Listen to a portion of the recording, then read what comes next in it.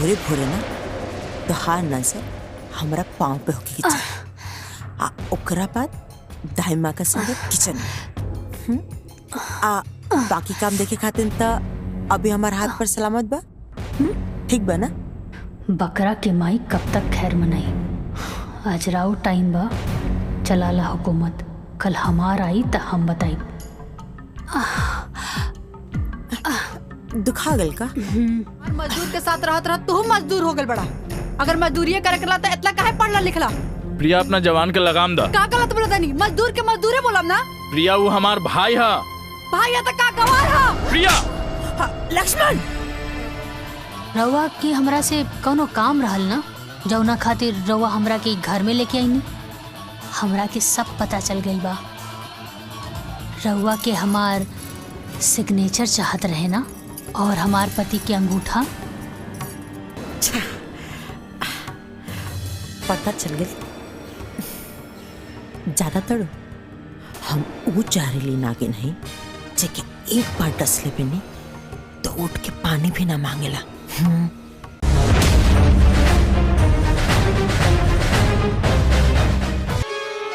हे मैया, रउआ तो जगत जननी है। रउआ से तो कुछ भी छुपल नहीं थे। राउर आशीर्वाद से हमार सारा मनोरथ पूर्ण हो रहा बा। खेत खलिहान से लेके कारोबार तक सब में दिन दुगुना रात चौगुना तरक्की हो रहा बा। हमरा जिंदगी में अब कोनो चीज का कमी नहीं है। बस अब आपसे एक ही आशीर्वाद चाहिए, हमरा बेटा पर अपन कृपा बनाए रखी। माई माई माई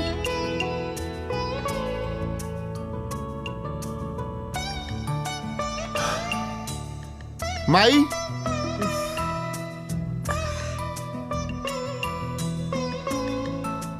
बेटा मालकिन पूजा करत हुई हैं, अवते हुई हैं।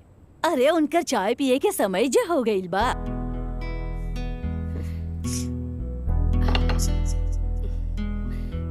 ई देखा मालकिन आ गईली। प्रणाम माई।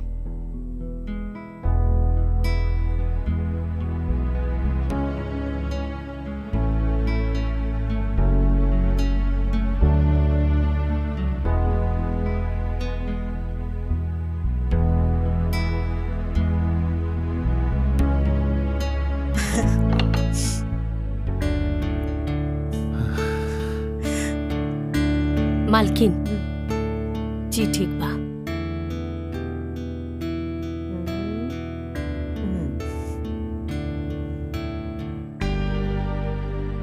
माई बेटा के रिश्ता देख के सच कही त मालकिन हमर मन कबो कबो बहुत हसीन हो जाला। राउर ममता से भरल 5 उंगली के निवाला जबले राम पहिला कोड ना खा लेवेले तब तक इनकर पेटवे नहीं भरेला। हाँ दाई माँ। और ये भी तबा दाई माँ, खाना खइला के बाद आज तक हमार हाथ राउर अचरा से सुखत आ रहा। ठीक बा माई, चलता नहीं। प्रणाम दाई माँ, नाश्ता बहुत अच्छा रहा। अब दोपहर तक बिल्कुल भूख न लगे। चलता नहीं माई। राम, लक्ष्मण का पैसा लगा दिल बड़ा? हाँ माई, लक्ष्मण के लगा देनी है। ठीक बा, ध्यान से जाइए।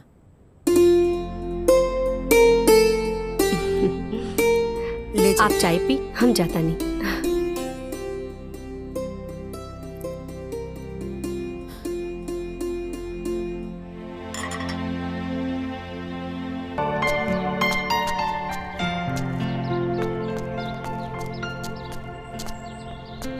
का दामाद जी, कब से आवाज देते नहीं सुनात नहीं खे? सांझ भले इजा काहे बैठल बानी? वो कुछ न माजी, वो अपन करम कुटतानी। आप हमके यहाँ से जाए काहे नहीं खिले? दामाद जी, दोबारा ये बात मत बोलब, न तो हम भुला जाए कि रवा हमार दामाद है। तो का कही, जेब में एको कीरी फुटी कौड़ी नहीं खे जहर खाए खातिर। सोचने की बाहर जाए देती तो कुछ काम धंधा करती, लेकिन ना, सांप छुछुंदर वाला हालत हो गई बा। यहाँ ऐसा जिंदगी से तो आत्महत्या कल ठीक बा। भीमा,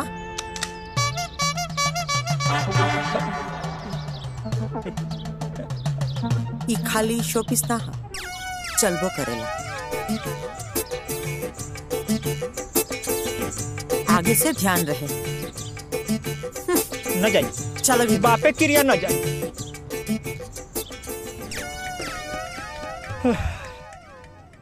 20 साल का पूरा इंतजार के बाद काल जाके राम 25 का हो। अब जाके हमार मकसद पूरा हो। ओके पूरा होके से केहू न रोक सके। राम जी माई, तहरा भी का जरूरत रहे? केहू के भेज के हमरा के बुलवा ले रहतू। कभी कभी ना हमार ममता ई बात का अनुमति ना देवेला। वैसे भी आज हम तो से अनुमति मांगे आइल बानी। अनुमति? वो हमरा से आप ले रहा हैं। माई हमके कुछ समझ में नहीं ख्या रहा बा। आपके हमरा से अनुमति लेवे के जरूरत कब से पड़ गई? जब से हमार बेटा शादी लायक हो गई। हाँ राम, हम तोरा खातिर लड़की देखी जा रहा बनी। तो क्या हमार पसंद पर कोनो एतराज तो नहीं है ना? तू चाहता हमारा संगे चल सकत अड़ा।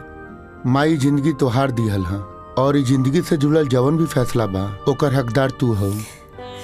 हमके तोहार पसंद पे कोनो एतराज नहीं खे हमाई। तो ठीक बा, हम आवता नहीं। ठीक बा माई।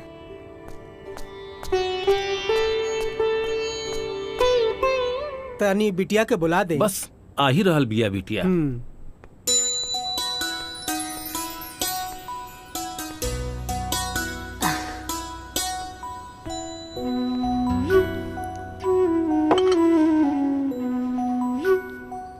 ली चाय पी।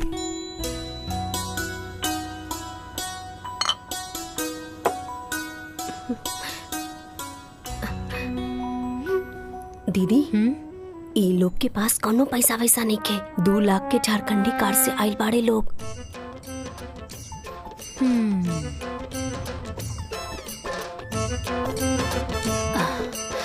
का काम करेनी? हमार नाम शेखर है।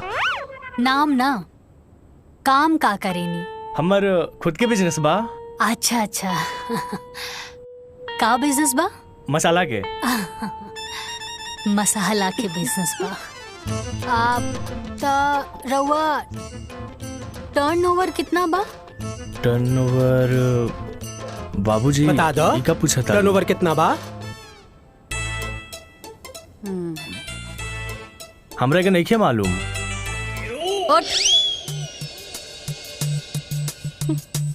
ए बुढ़ऊ, कब रखा?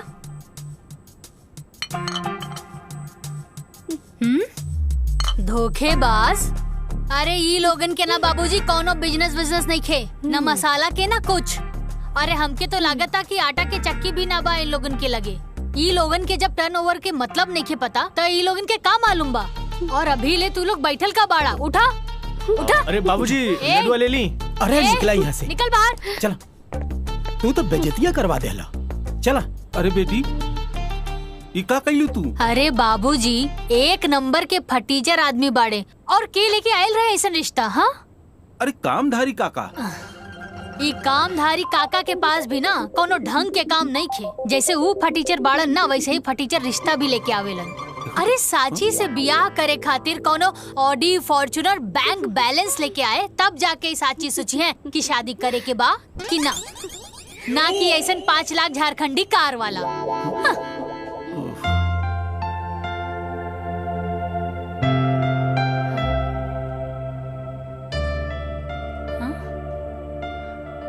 प्रणाम। नमस्ते।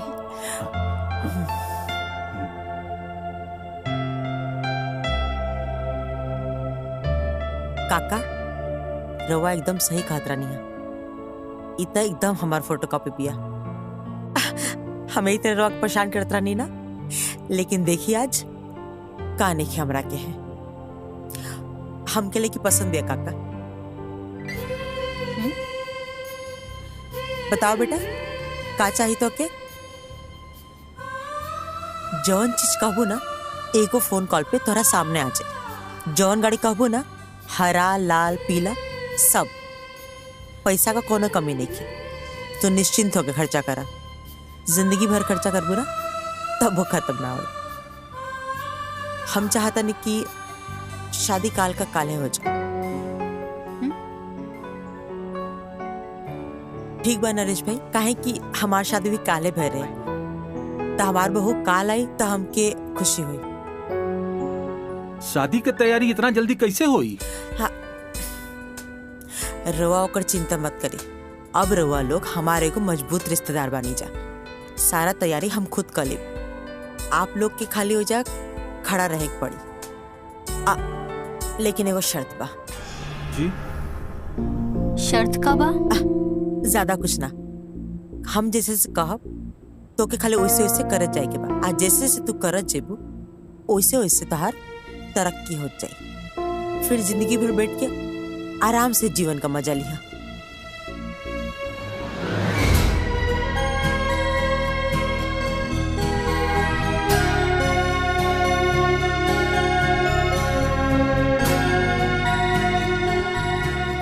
कुछ कम होता बता दे जा।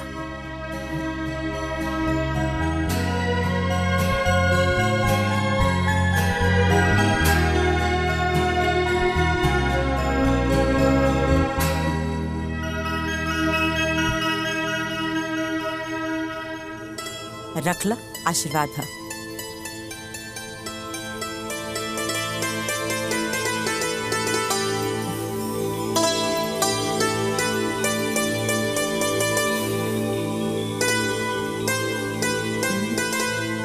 अब तो शादी तय हो गई। हाई लीजा मिठाई पूरा मोहल्ला में बंटवा दीजिए। ठीक बैठे, आज्ञा दीजिए। खुश रहा। चला।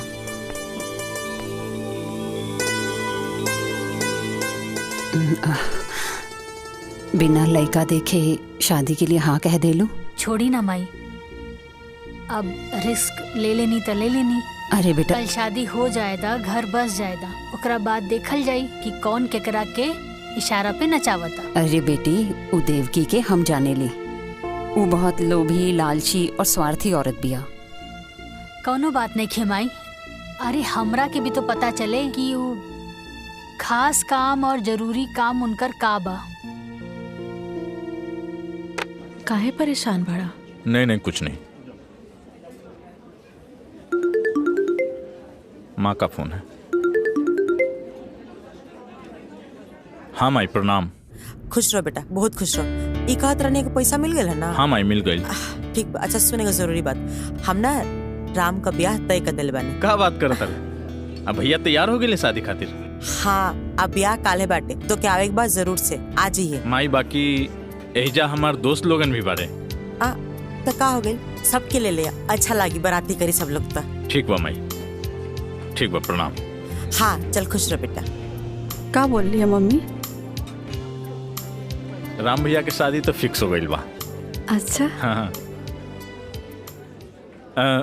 हमनी सब के चले के बा बारात में। पर पापा? या तो हर पापा तो ऐसे भी हमनी की शादी ना होके दी है। तो चला हमार दुनिया में।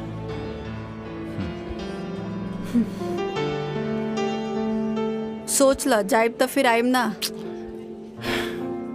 कोनो बात नहीं खे, जे हो के हम देख ले। पक्का? पक्का। का जीजा जी, राम भैया कहाँ पड़न? अरे होइए कहीं है? तू सुनते सुनते पहुंच गया यहाँ तक। राम राम छिया छिया। कोची राम राम? मतलब साफा एकदम हाया शर्म सब घोर के एकदम पी गई बड़ा। ससुराल में आके अब बिना काम के ससुराल में खाता रहा, शर्म नहीं के आवत? तू तो बड़का पहाड़ तोड़ता रहा ना।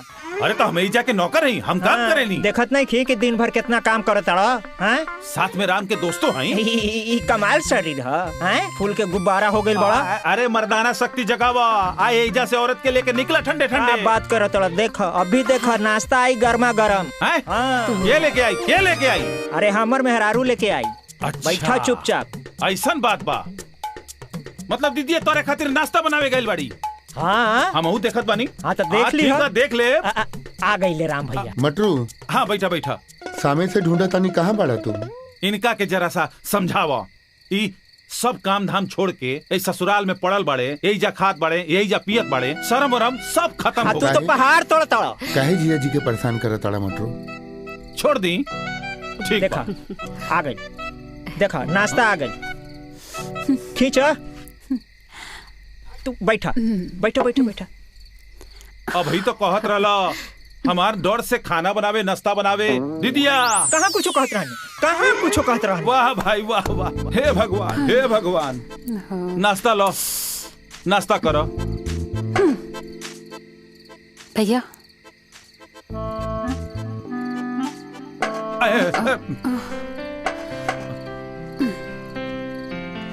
प्रणाम। खुश रह।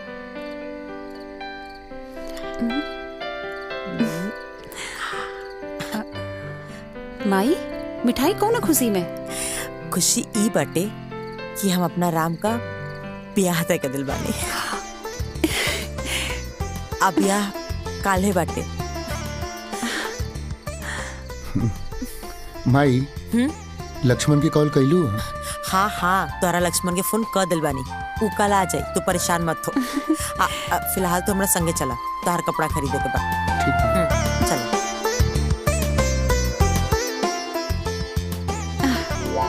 हाँ खाए में तो तेज बढ़ले बड़ा, लपेट ला। ए दीदिया इनकरा के चुप कराने, बिना मतलब के न काम के न काज के। ज्यादा मत बोली, मिठाई खाई। ब्याह तय हो गई, हमरा के केहू कुछ बतेबे न कैली। कबो कबो तो संदेह होला कि हमहू ई घर के दमादे न हई, हैं कि कुछ और है। बतावा, अभी कुछ कामो न कैनी है, आ कल बियाहो बा, न कपड़ा सिलवनी आ न कुछ खरीदारी करनी। समय कहाँ बा? वाह वाह वाह, जेकरा लगे ई घर में खाली समय ही समय बा, उ कहता कि हमरा लगे समय ही नहीं खे। है ना? अरे अपने ब्याह वाला कपड़ा लता पहन के चल चलिए बराती। अच्छा और का? ठीक है। हाँ अरे चुपचाप चली ना यहाँ से। जा जा निकल जा। धीरे बोला तो गलवा के नस फट जाए। हाँ चला निकला। अरे मिश्री मलाई खैला और कैला तन बुलंद, अब खैया शकरकंद।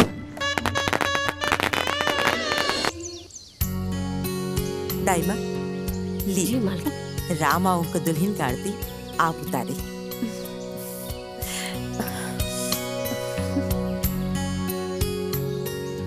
घर में नया बहू के आरती एगो नौकरानी करी का? इन नौकरानी ना हमार दाई माँ बड़ी। दाई माँ मतलब नौकरानी ही होला ना? दाई माँ का करबो दुल्हन, राम इतना ना दाई माँ का के उनके प्यार करना कि अच्छा छोड़ा जाएगा, कौन बात नहीं की। तू आवा कलश की लात मार के भीतर आ जा।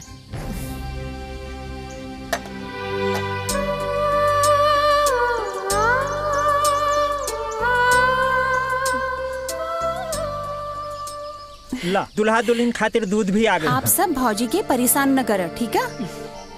अरे दीदी, हमनी भौजी के परेशान ना करता नहीं, हमनी तो जान पहचान बनावे आइल बानी। का जीजा?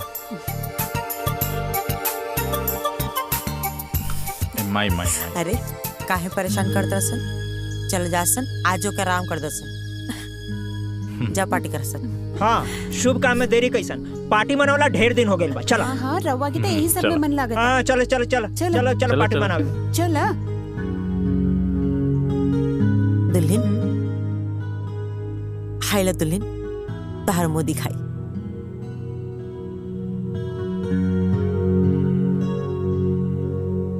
पूरा 5 लाख का है। आज से तो के कुछ भी जरूरत हुई हमके बता दिया, तोहर पूरा ख्याल हम रखब। आज से न बहू, राम का जिम्मेदारी हम तो के सब पता नहीं। राम की तू अब अपना मुट्ठी में रखिया। जाना तो ना, हर औरत के अपना पति के ना अपना मुट्ठी में रखे चाहिए। कहे कि मर्द का जात था कभी भी बिगड़ सकेला। और एगो दूसर बात, जबले हमार काम ना हो जाए तबले तो के राम से दूरी बना के रखे पड़ी, ठीक बा ना? आज जब तक राम तहार सारा बात न माने लागे और तू जैसन कहा उसने ना करे लागे, तब तक हमार बात याद रखिए, ठीक बा ना? आज जैसे समय आई हम तो एक काम बता दे, तू बस वो छोटा सा काम कर दिया, फिर तार जिंदगी आजाद हो जाए, फिर आराम से अपन जिंदगी एंजॉय करत रही। जी सासू माँ, हम समझ गई नी। रउआ जैसन कहब हम वैसे नहीं करब। शाबाश, चलो ठीक बा, अब तू आराम कर।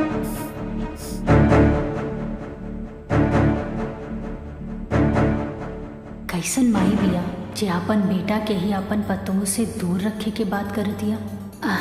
बियाह त लोग घर खानदान बढ़ावे खातिर करे ना लोग। खैर हमरा के का करे के बा, जे हुक्म चलावे के बा चलावे दा।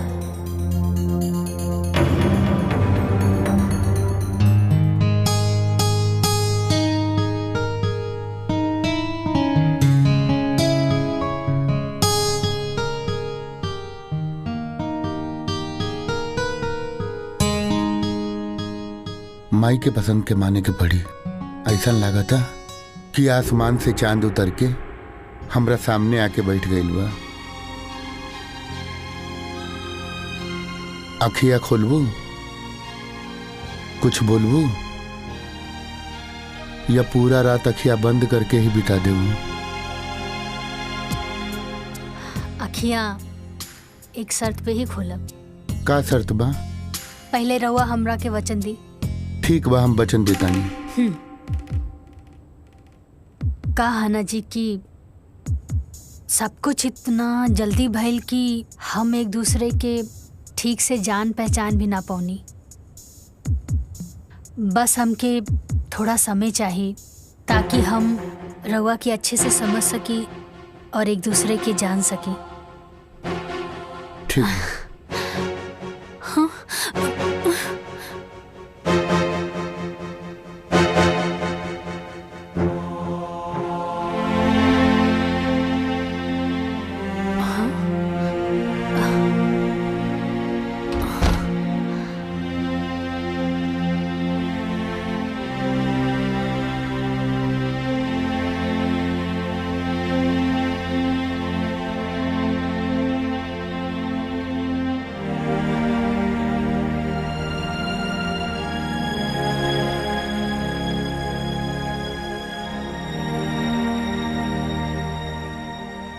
हमरा के माफ कर दिया। थैंक यू भगवान जी। रवा तो हमरा के सब कुछ दे देनी, बस कुछ दिन के बाद बा, ओकरा बाद हमने के एक हो जाई। हाँ।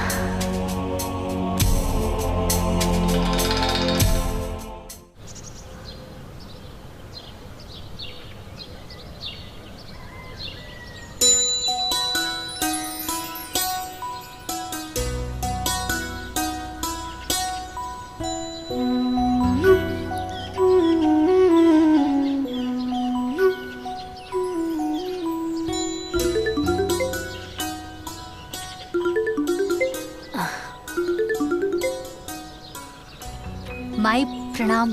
खुश रहा बेटा, बहुत दिन हो गए रहे तोरा से बात कैले। कैसन बाड़ू माई? हम एकदम ठीक बानी बेटिया, तू बतावा? हाँ हाँ सब ठीक बा, हम हो ठीक बानी। और साची तोहर सास कैसन बिया? माई सासू माँ तो बड़ा रहस्यमय बाड़ी, का कहेली का सोचेली वो खुदे समझेली। सुन बिटिया, हम तोरा के पहले भी बतैले रहनी, नजर रखिए ओकरा पर, बहुत खतरनाक बिया हो। अच्छा ये सब छोड़ा माई, ये बतावा कि बाबूजी कैसन बाड़े? ठीक बा बेटा। पूछत रहले कि साची के फोन आयल कि ना? ठीक बा माई, अब हम फोन रखा तानी, बाद में बात हुई। ठीक बा? ठीक बा।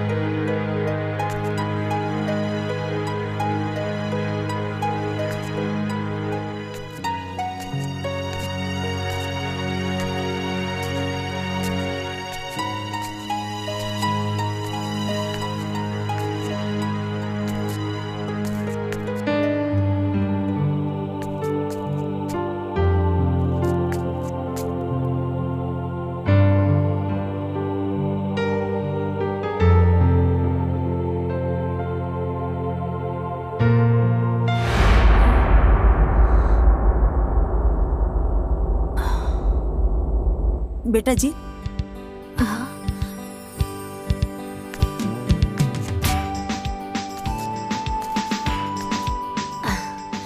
बोली ना सासू माँ। धन देख के ऊपरे ताकत रहबो का?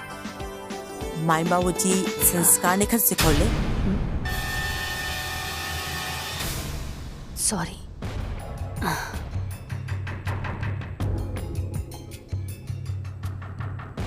भोरे भोरे ना तोहार नजर हमरा पाँव पे होके के चाहिए। आ ओकरा बाद दाई माँ का संग किचन में। आ बाकी काम देखे खातिर त अभी हमार हाथ पर सलामत बा। ठीक बा ना? बकरा के माई कब तक खैर मनाई। आज राव टाइम बा, चलाला हुकूमत। कल हमार आई त हम बताई। दुखा गल का? कोई बात ना, आगे से ध्यान रखिए। आगे से हमसे पूछे बिना उन्हें मत जिया। काहे सासू माँ, भूत प्रेत के वास बाकाओं में? जितना बोलल जाता ना उतने सुनल करा। ढेर दिमाग लगावे का जरूरत नहीं है। ठीक बना? आप दिमाग मत चलाओ, भीतर जा। आखिर ऐसन का बा वो दिशा में जे हमरा से छुपावत अड़े? एक कमरा के रास्ता हम जरूर खोल के रहब।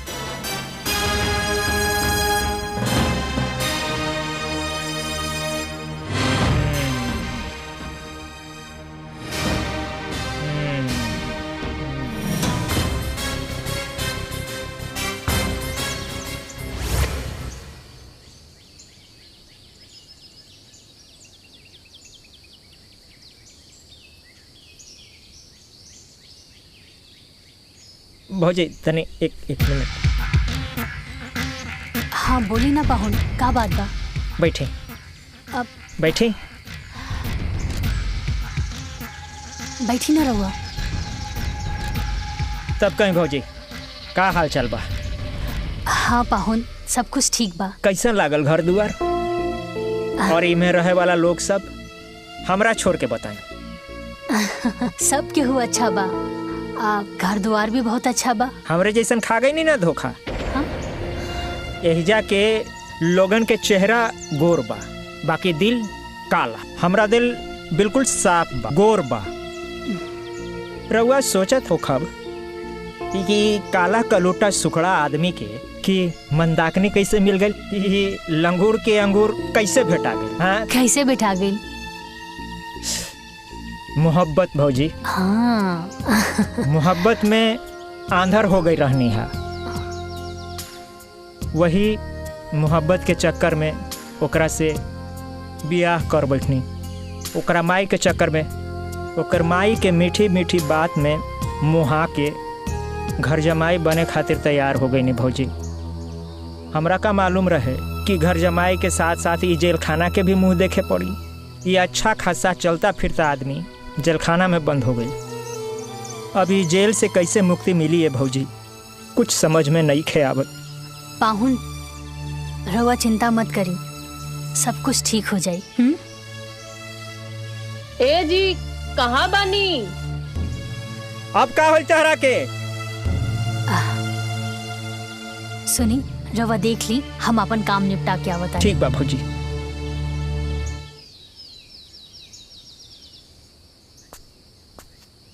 अरे प्रिया, अभी तक तू तैयार ना भइलू? चल फटाफट तैयार हो जा। जौकी लोग भी तैयार हो गए हैं, छोड़ दी है तरह। चला, ताकि तू फिर वहां आके हमारा इस्तेमाल कर सका।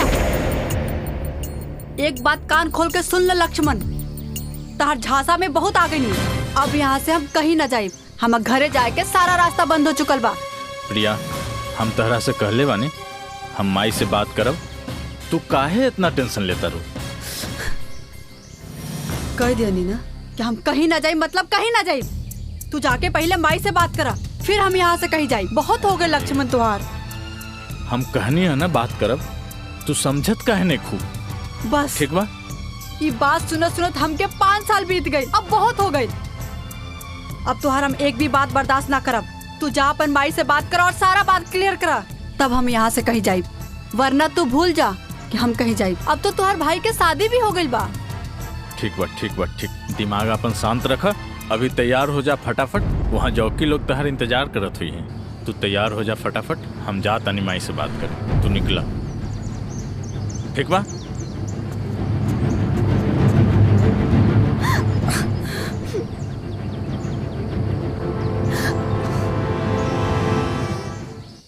ई मटरुआ त दिन पर दिन लापरवाह भइल जाता। अभी ले खाना लेवे ना आइल। राम के खाई में देरी होता।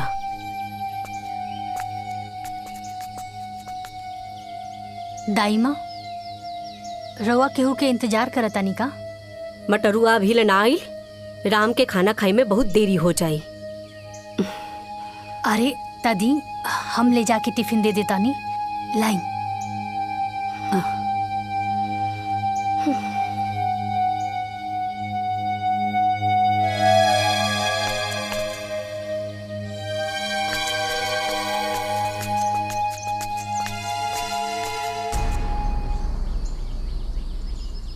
बेटा जी, पति पर प्यार उमड़े लगल बा का?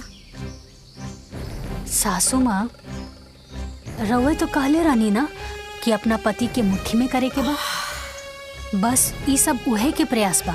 शाबाश, ई भइल ना बात। कहा तो का चाहिए?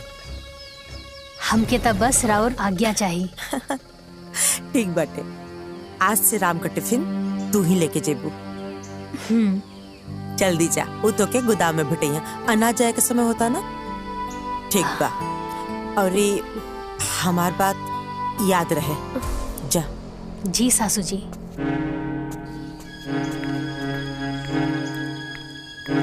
एक बार बस हमार सासू माँ जी के काम खत्म हो जाए, ओकरा बाद हमके हमार पति से मिले खातिर केहू ना रोक सकेला।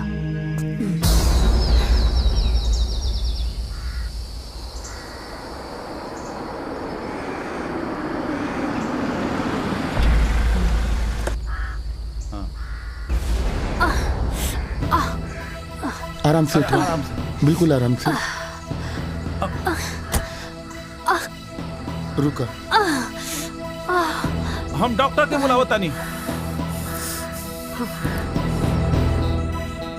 चलिए।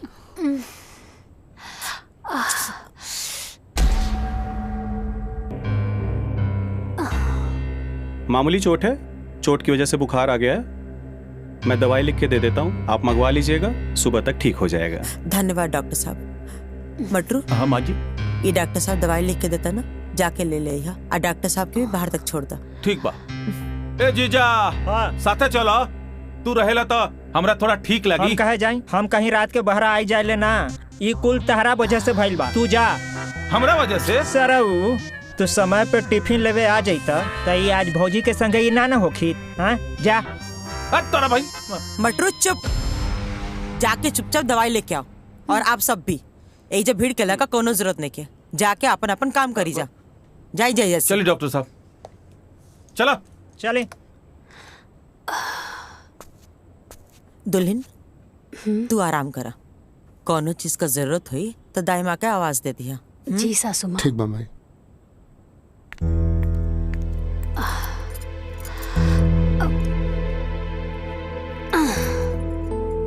अरे रहे दी ना रहुआ, हमके कंबल दे दी।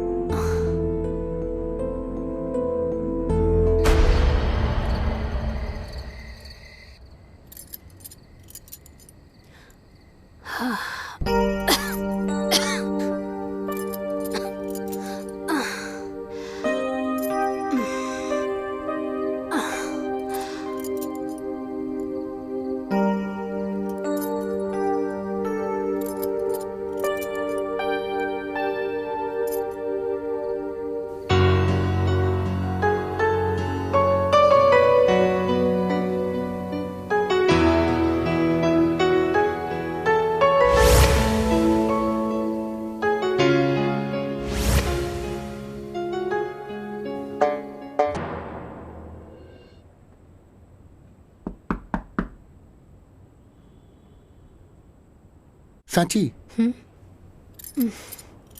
सोई दी ना। अरे उठा उठा के वो गेट पीट रहल बा। अरे बाप रे बाप दाई माँ, अरे ये जल्दी से हटाई, अगर देख ली ना तो सब गड़बड़ हो जाई। हटाई हटाई जल्दी करी ना।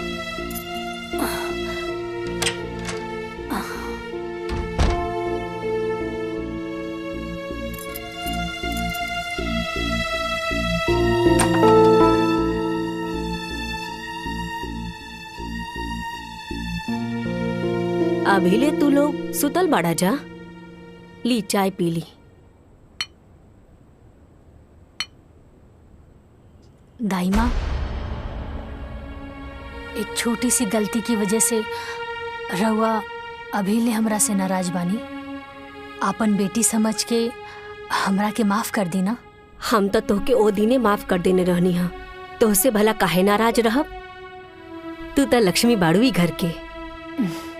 जल्दी से तैयार हो जा, काहे की मालकिन 2 दिन खातिर बाहर जाए वाली बाड़ी। अच्छा ठीक, बहुत काम बा, हम जाता नहीं। हाँ।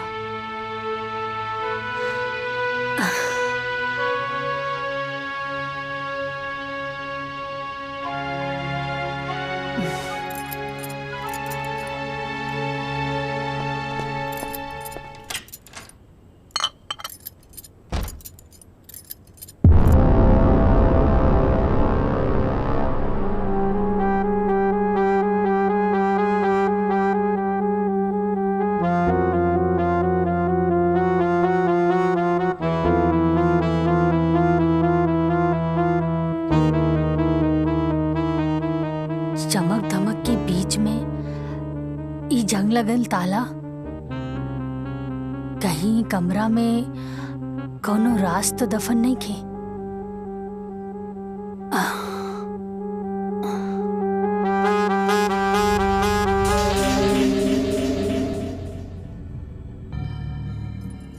दुल्हीन, ये का करत हो तू? चला ही जा से। अरे दाई माँ, हम तो ये घर के बहू बानी। ना ना चला चला। अरे दाई माँ सुनी, वो कुछ ना कही। हाँ, और हमरा के तो बस इतना जाने के बा कि आखिरी कमरा में ऐसन का बा जेकर के हो के जरूरत नहीं खे।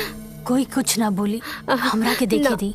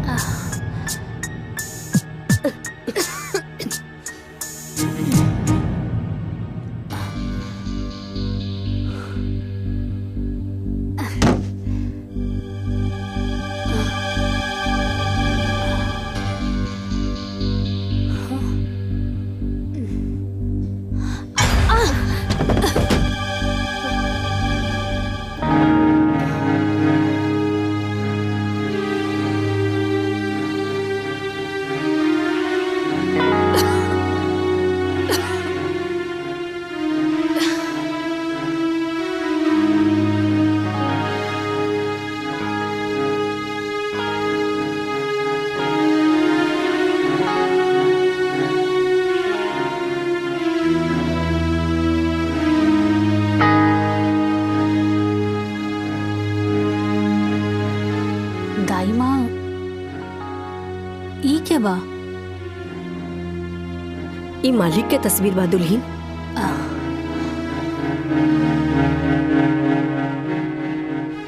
घर के मालिक और ऐसन जगह पर? अरे जब घर के मालिक के उचित स्थान नहीं के मिलल तब बाकी लोगन के हालत तो बड़ा गड़बड़ हुई ना दाई माँ। हम मालिक के उचित स्थान जरूर दें। ना ना दुल्हीन, ना।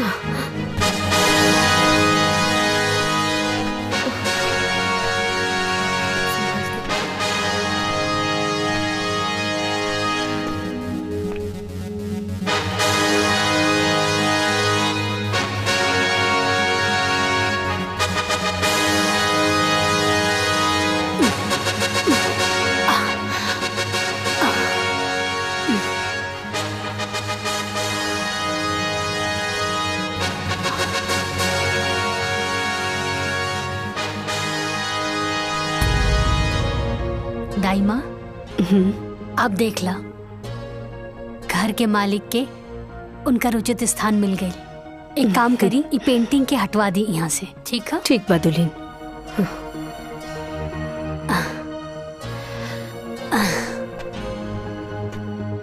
बाबूजी की फोटो वो कबाड़ खाने में, लेकिन काहे?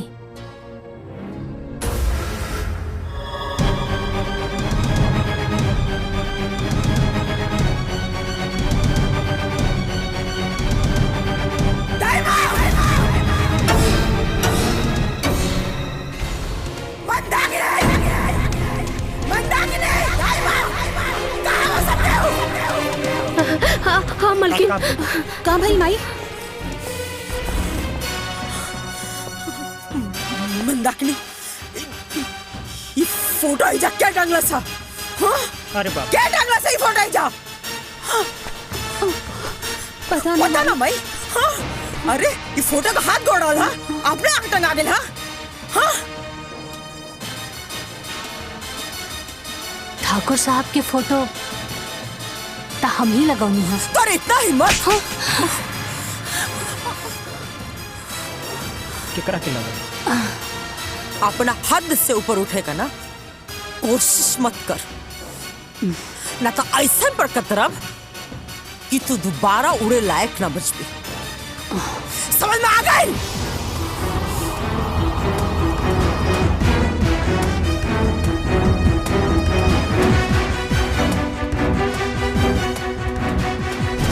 का भइल माई?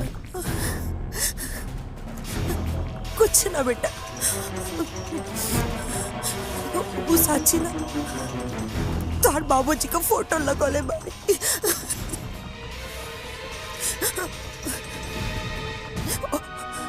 वो एक आदमी शाबाशी देत रहनी है।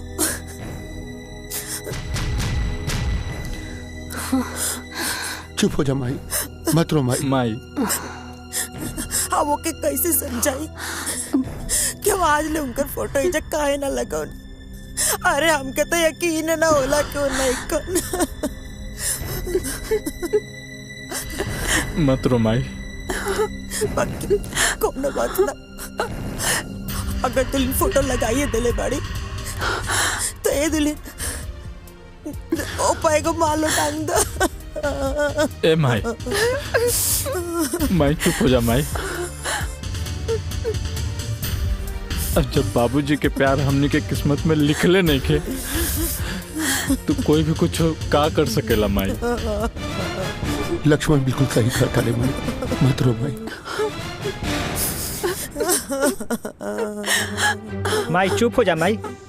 देखी ना, फोटो में लागत अड़े कि अभी बोल पड़ी हैं। कितना आस रहे हमरो इनका से मिले के, लेकिन देखी आज मिलबो कनी तो फोटो पर माला लटकल बा। चुप हो जाई माई। माई बाबूजी हमनी के छोड़ के ना गईले, हमनी के बीच में बाड़े। एगो फोटो खातिर इतना गुस्सा। ससुर जी की फोटो देखकर सासू माँ तो एकदम आग बबूला हो गई।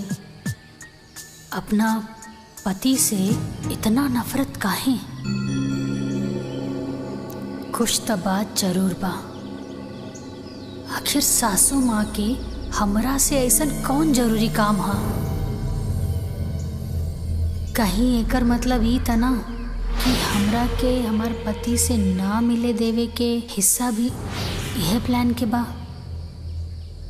ना ता एगो सास अपन बेटा के अपन बहू से मिले खातिर काहे रोकी? हाँ।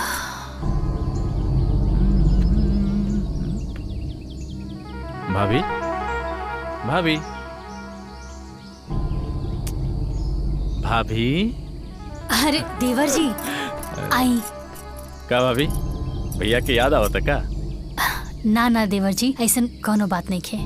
तो फिर इतना स्ट्रेस में तो पहले कबो ना दिखात रहने। का बात बा, तबीयत ठीक बा ना तुहार? हाँ देवर जी, तबीयत ठीक बा। कहाँ बानी?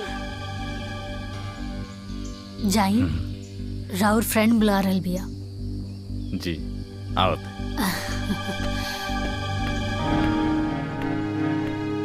हाँ, आखिर केकरा से पूछी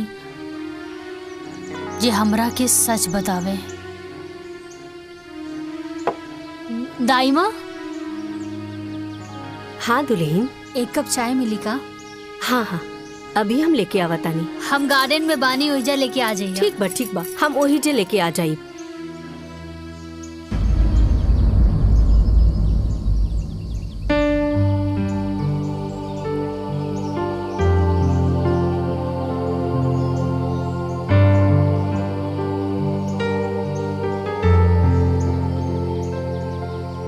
दुल्हन। हाँ। हाय चाइला।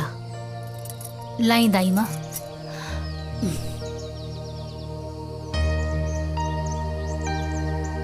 दाई माँ। कहा दुल्हन? अगर रवा से हम कुछ पूछब त रवा बुरा तो ना नु मानब। ऐसन काहे कहा था? पूछा। दाई माँ, रवा ई हवेली में कितने साल से काम करत बाड़ू? जब से राम के जन्म भई तब से ये हवेली में हम बानी। हाँ। अच्छा दाई माँ, एक बात बताई, ये ससुर जी की फोटो देख के सासू माँ इतना गुस्सा में काहे आ गई? एकरो जिम्मेवार हम ही बानी दुल्हन। छोड़ो ना, जायदा उनकर तो आदते बा बोले के। अरे दाई माँ सुनीता, एक तरफ बहू भी बोला तानी और दूसरी तरफ बात भी छुपा रहल बानी। और हुआ जिम्मेदार कैसे मानी? का बताई दुल्हन, राम जब 5 साल के रहने तबे मालकिन के स्वर्गवास हो गई और मालकिन की याद में ठाकुर साहब दिन रात नशा में ही रहे लगने। तब ठाकुर साहब से हम ही जीत गईनी कि हमर गांव में एगो हमर सहेली बा, ओकरा से बियाह कर ली। और ठाकुर साहब भी बात खातिर तैयार भी हो गईलन। और एक दिन देवकी, एक बात हम था कि यही में क्लियर कर देता नहीं कि हमरा से कबो संतान के तू उम्मीद मत रखिया। काहे के हमनी लगे एक संतान बा जेकरा पर तहार पूरा अधिकार रही, ताकि कबो भी हम संतान का कमी ना होके दे। ताकि हमारा बात से कोनो एतराज तो नहीं खे? ठीक बा।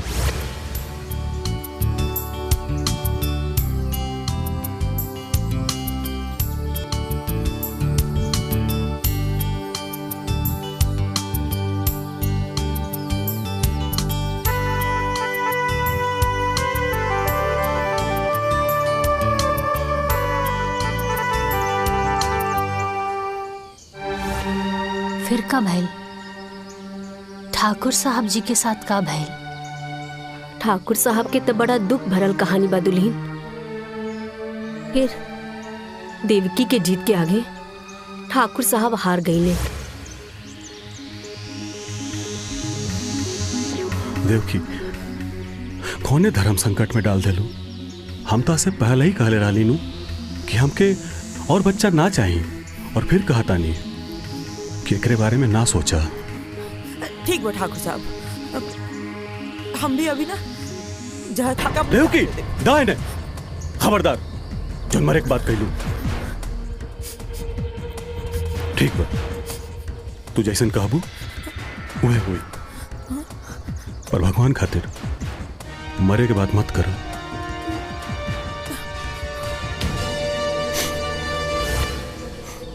और कुछ महीना बाद देवकी अपना कोख से 2 बच्चन के जन्म दिहली, एगो लइका और एगो लइकी।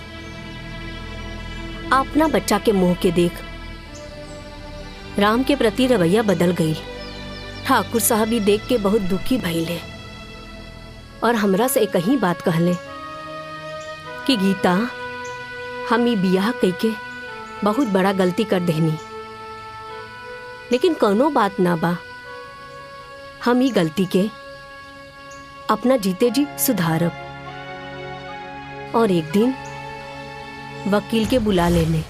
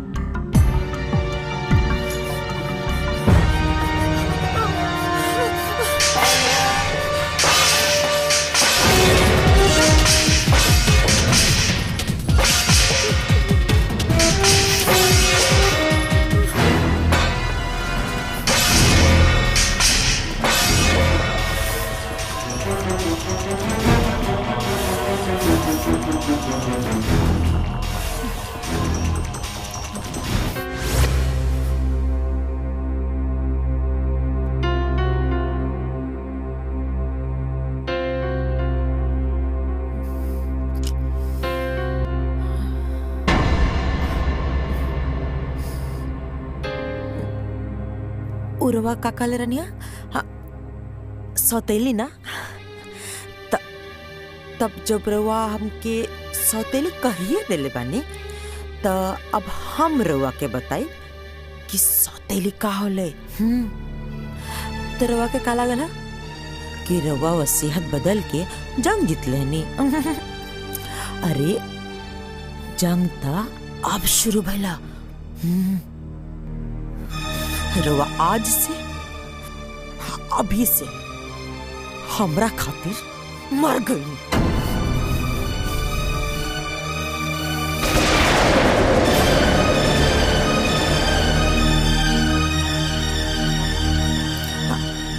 रवा के का लागल ई जो एक्सीडेंट भइला वो इत्तेफाक रहला। आहा वो हम करवले रहनिया।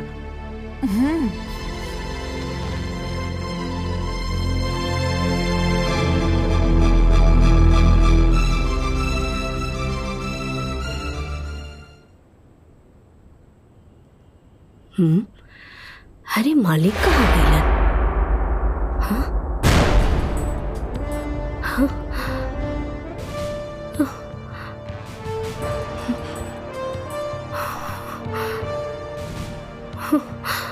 हाँ?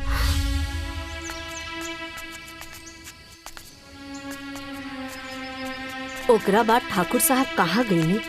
ठाकुर साहब के का भइल हमनी के कुछो पता न चलल। बहुत लोग तो इहो कहेला कि देवकी ओकरा के मरवा देले। अगर हमके पता होखित कि हमार सहेली अंदर से ऐसन बिया था तो हम शादी करवैती ही ना। हमके अपना सहेली माने के बजाय एगो नौकरानी मानतिया। ई सबके तो जिम्मेदार हम ही हई। रउआ से कौनो गलती ना भइल बा। रउआ तो बस अपन फर्ज निभानी है। का दाई माँ तोरा लगे कुछ काम नहीं खे का?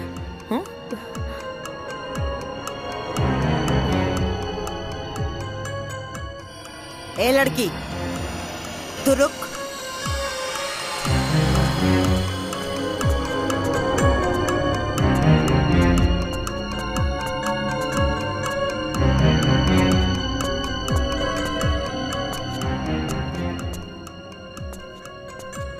बेटा जी इसन कौन विशेष मीटिंग चलत रहा कि सुबह से साझ हो गई?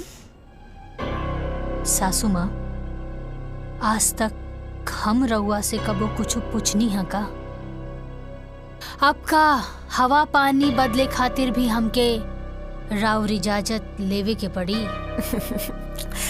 एगो फोटो टांग के हमके उल्टा जवाब दे के हमरा खिलाफ जाके तू साबित का कल चाहत रो।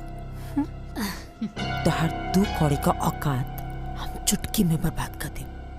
जहाँ से आयल बड़ू ना ओई जी उठा कर फेंक दे। सासू माँ हम इतना मूर्ख नहीं थे। हम ही घर में बियाह करके आयल बानी और रहल बात औकात के ता आज भी ई घर में हमार औकात राउर औकात से ना बहुत ज्यादा बा। काहे कि ई पूरा घर के मालिक हमार पति बाड़े। और रउआ के हमरा से कौनो काम रहल ना जौना खातिर रउआ हमरा के घर में लेके आईनी। हमरा के सब पता चल गई बा। रउआ के हमार सिग्नेचर चाहत रहे ना और हमार पति के अंगूठा। यही खातिर रउआ हमार पति के मूर्ख बना के रखनी और अपन बेटा के शहर भेज के पढ़ौनी लिखौनी। पता चल गई ज्यादातर हम वो जहरीली नागिन हैं जेके एक बार डसले पे नहीं तो उठ के पानी भी ना मांगेला। सासू माँ, नागिन प्रजाति के त रउआ पार कर देनी, एमे कौनो शक नहीं खे, लेकिन रउआ नागिन ना, रउआ बानी आस्तीन के सांप, जे पालेला उहे के रउआ डसेनी। रउआ शायद ही भूल गईनी कि जौन हवा पानी में रउआ पल पोस के आयल बानी उहे हवा पानी में हमहू पल पोस के आयल बानी। यही से अगर रउआ नागिन बानी त हम बानी सपेरा, और हम हर वो नागिन के फन कुचले के हुनर अच्छे से जानी ले। राउर ई जोन गुरूर बा और ई जोन हुकूमत बा ना, एक दिन ओकरा के अपन पाँव के नीचे ना झुकावनी तो हमरो नाम साची ना।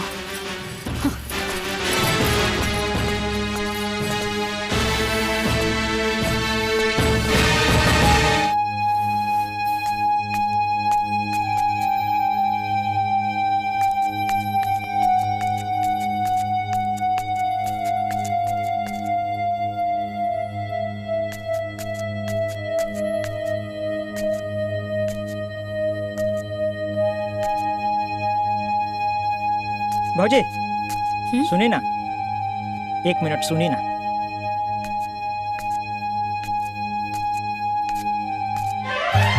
अरे हे दुर्गा, हे काली, हे लक्ष्मी, हे सरस्वती, हमरा कोनो प्रकार से ये घर से बाहर निकालिए भौजी, हमरा उद्धार करी। अरे बाहुनी, ई रउआ का कर रहल बानी? हाँ उठी, अरे पहले उठी। उठ गई नहीं, हम रउआ के बात मान गई नहीं, बाकी रउओ के हमारे को बात माने के हुई। बीए पास, पढ़ल लिखल है, अपन पैर पर खड़ा होखल चाहता नहीं, बिजनेस करल चाहत बानी, लेकिन वो हमार सास हमार राह में कुंडली मार के बैठल बाड़ी। भौजी कुछ उपाय करी। देखी हम रउआ के हिम्मत के देखले बानी, उ शेर बिया तो रउआ सवा शेर है। कोनो प्रकार से हमरा ये घर से बाहर निकाली है भौजी। You are iron lady. भौजी की जय। अच्छा सुनी बाहुन, हम जल्दी रउआ खातिर कुछ करब, लेकिन अभी हमरा के जाए दी, कुछ जरूरी काम बा, समझी? जी जी जी ठीक बा ना? जी भौजी, जाइन जाइन, लेकिन जल्दी ये कोशिश करब ये भौजी। लेकिन का भइल? बात नहीं करे के हमके। अरे लेकिन कुछ बताइबू कि का एक भइल? बार कहा तेने की बात नहीं करे के तो नहीं करेंगे। तो के एक ही बात बार बार बताए पड़ी, समझ में नहीं क्या हम का कहते नहीं। जा तू यहाँ से। अरे का हमार बात सुना, काहे इतना गुस्सा? लक्ष्मण, घर में अला कितना दिन हो गए, तू का के लेके आयल हमरा के कि भैया के शादी होते ही तुम माई से बात कर लेबा। अब तो भैया के शादी भी इतना दिन हो गई, तू का चाहता रहा तोहर घर में हम दोस्त बन के रही? तार जब मन करला तू मस्ती करे आ जाला। अरे इतनी बात माई से बात करला हम शादी के लिए, और तो के माई से बात करे में इतना काहे डर लगा था? तू ना बात कर सकेला तो बोला हम बात करी माँ जी से। तू हमार बात सुना, तू इतना हड़बड़ात काहे बारू? सही वक्त आते ही हम माई से बात करब। बहुत हो गल तोहार, ये बात सुने सुनते हमके 5 साल बीत गई। अब तू जा यहाँ से, हमके नहीं क्या बात करके, तू जा यहाँ से। सुना, अरे वाह, ये तो कमाल हो गई। देवर बाबू शहर से डिग्री ना बीवी लेके आयल बाड़े, और ये खबर से घर वाले बेखबर बा। हरी तो ब्रेकिंग न्यूज मिल गई साची। आई सासू माँ, बता बतानी। मलकिन, नाश्ता में इतना देर? हाँ, लेके आ बतानी। यहाँ कोनो नाटक मत करिए, ओके? पीछे लड़ियाल चला तारू। यही से बैठी ना, यही से बैठी।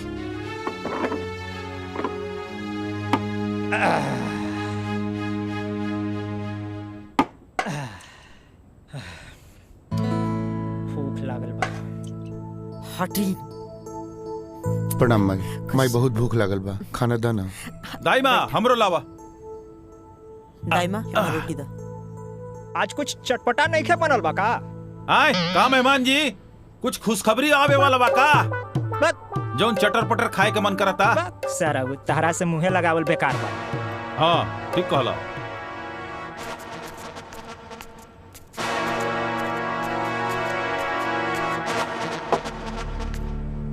दाई माँ हमरो दा भूख लगल बा। हाँ ठीक बा।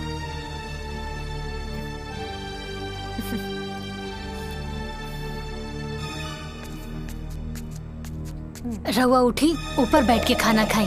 पर हम तो बचपन से ऐसा ही खाता रहल बानी। अरे 10 साल पहले तो शादीशुदा भी ना रहनी ना। माई के राज में रहुआ नीचे बैठ के खाना खावत रहनी है, अब बीवी के राज में रहुआ ऊपर बैठ के खाना खाई। आई ठीक बा, जा जा।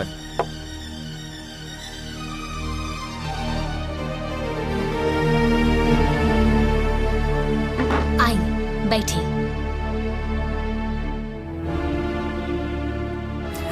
हारा एजे बैठ के खा लो। अब तू घरवाली जी वाला हो गल बाड़ा, अब हमार बात का कौन वैल्यू। ना माई ऐसा बात नहीं है, अगर तू कह तो फिर हम वही जगह जाके बैठ जाए। ना ना बेटा कौनो बात ना, आज से तो एजे बैठ के खा। माई एगो रोटी दाना। ये पूरा घर के मालिक हमार पति बाड़े। ए लीजी रोटी।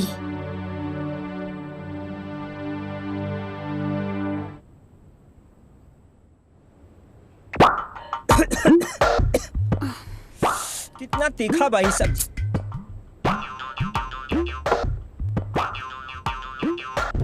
इतना भी तीखा नहीं है मेहमान कि घोटाओ ना, खाई चुपचाप। तोहरा से चुपचाप ना बैठल जाला का, चुपचाप खाई ना। ए दीदिया, अरे इनका उड़द तीर पकड़े के आदत पड़ गई बा।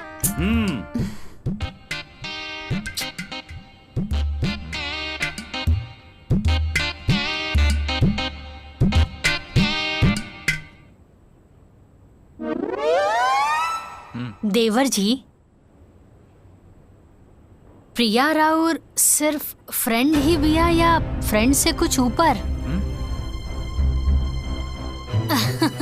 अरे हमार कहे के मतलब है कि फ्रेंड ही बिया तब तो ठीक बा, काहे से कि अब राउर उम्र भी हो गल बा बिया करे खातिर। ता हमनी के गांव में लड़की ढूंढल जाए का, काहे से कि हमार गांव में ना बहुत सुंदर सुंदर लड़की बिया। का सासू माँ? बहू तो के लक्ष्मण का चिंता करेगा कोनो जरूरत नहीं है, अभी होकर माई जिंदा भी है। हम आप सबसे कुछ कहल चाहता नहीं। हम और लक्ष्मण 3-4 साल से लिविंग रिलेशन में बानी जा, तो आपके कोई और लड़की ढूंढने की जरूरत नहीं है। हाँ माई, प्रिया सही कह रही बिया।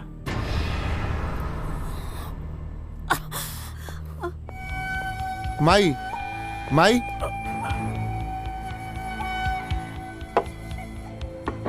लक्ष्मण लक्ष्मण जा जाके माई से तू माफी मांगा। भैया तू हो चला ना। ना हम न जाए, तू जाके माफी मांगा। ठीक।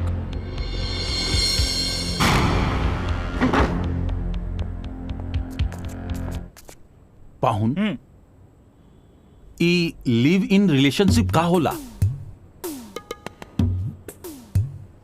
वो जो शादी से पहले होला ना वही होला। मतलब आजकल के जनरेशन के पता ना का हो गइल बा, शादी ब्याह के झंझटे से एकदम खत्म। बाप रे बाप, ढेर कलयुग आ गइल बा। हमरा खाए दो। ढेर बात बोल, अब चुपचाप बैठी ना। दीदिया का कहती है सुना।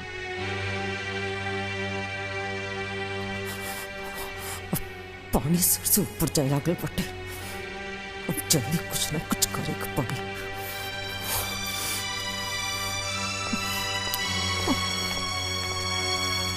माई माई ए माई, नाराज बारी का? नाराज काहे होई? हमार शौक, हमार अरमान, हमार गुरूर का गला घोट के पूछे तड़ा कि माई नाराज बाड़ी। अरे 3 साल से ये बात हमसे छुपा के रख ली। आज जब बतावे का बेरी आई है, जाके दूसरा से बोल ले हा, तो उन्हीं का ठान के रख ले बड़ा संग ना कि हमार अरमान पर पानी फेर कर बसन। माई हम रोज हिम्मत करके तरह से कहे के चाहत रहनी, बाकी मुंह तक बतवे ना आवत रहे। माई हमके माफ कर दे माई। माई तहार दिल तनिको दुखावे के हमार मन न रहे। माँ जी हम लोग के माफ कर दी। अब तू देखत जा सच्ची, तो से ई घर का झाड़ू पोछा अगर ना करोनी ना तो हमरो नाम देवकी ठकुराई नहीं।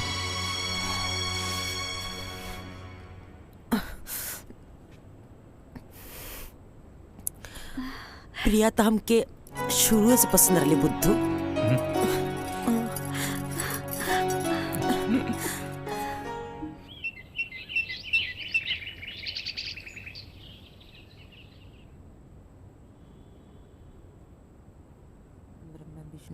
महादेव गंगे काशी विश्वनाथ गंगे हर महादेव गंगे काशी विश्वनाथ गंगे हर महादेव गंगे काशी विश्वनाथ गंगे हर महादेव गंगे काशी विश्वनाथ गंगे हर महादेव गंगे काशी विश्वनाथ। दाइमा जी मालकिन। अरे पूजा का थाली पूरा घर में दिखा दे।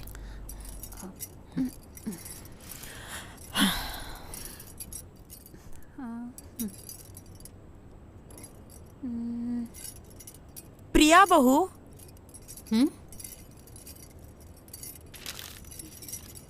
ए हमार बहू। हाँ माँ जी। बहू आवत नहीं निक लगा था ना।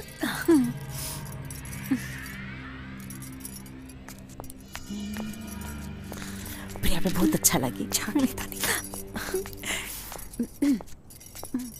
हाँ माँ जी। आओ ना हमारा लगे बैठा।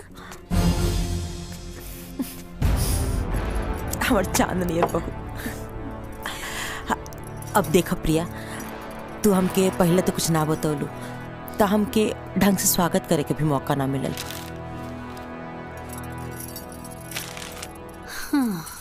ना तो हम इतना धूमधाम से तुम्हारा स्वागत करती ना कि जमाना का खुलल का खुलले रह जाए। बाकी कौन बात ना, अभी भी देर नहीं के भइल।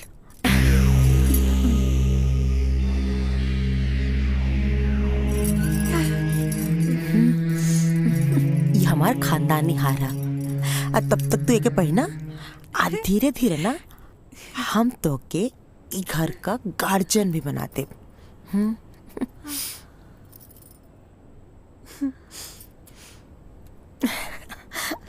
प्रणाम भाई। खुश रख। लक्ष्मण। हाँ माई। प्रिया का मम्मी पापा जी के ना संदेशा भेज दो कि हम लोग से रिश्ता का बात कर चाहते नहीं। माई हम तरह से बोले के भूल गई नहीं। प्रिया के माई बाबूजी हमेशा खातिर छोड़ के चल गई ने।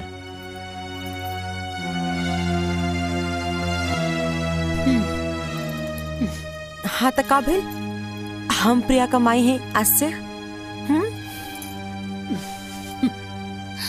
अरे राम, तो इजा काहे बैठल बड़ा? जाके पंडित जी के बोल दा तहारा छोट भाई का ब्याह तय हो गइल बा। ठीक बा माई, हम जाके अभी पंडित जी के बुला के लावतानी। सांची तू हो जा, माई के काम में हाथ बटावा। जी हाँ सांची। अरे हमरो के केहू कुछ बताई कि हमरा का करे के बा। हमहू ई घर के दमादे हैं, हमरा का करे के बा। शादी ब्याह के माहौल बा, ज्यादा कूदी ना। चली तैयार हुई। चला चला, एकरा में घबराए के कौन बात बा। चला।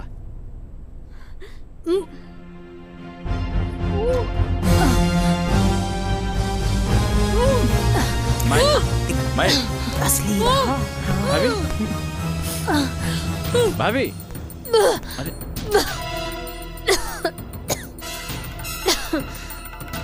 और ये तहार खुशी देख के मुंह बनावतिया। चाय दे जरतिया। हाँ तो हई देख, हई सन हमारा लगी कम से कम 10 को बा। का भइल भाभी? भाभी ठीक तो बानी ना? हाँ देवर जी हम ठीक बानी, बस उल्टी आ गई। भाभी डॉक्टर बुलाई का? अरे ना देवर जी हम ठीक बानी। और रउआ एजा का करत बानी? राउर तो शादी के बाद चला था ना, जाई तैयारी करी। भाभी हम ठीक बानी, रवा जाई। ठीक ठीक बा।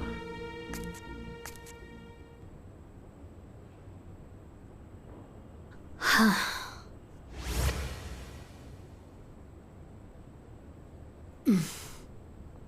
सांची हम का भइल, तोहार तबीयत ठीक बा ना?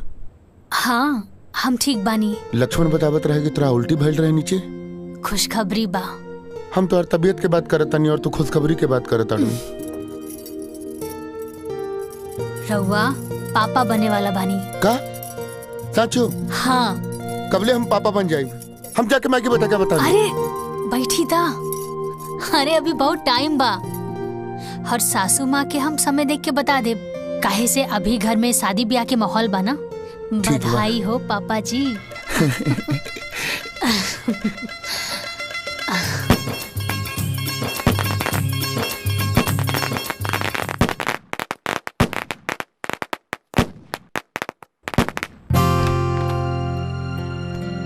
प्रिया, हम आवतानी भाभी के देख के। आजे देखल जरूरी बका, कल चल जी। आवे जा, चुपचाप बैठा।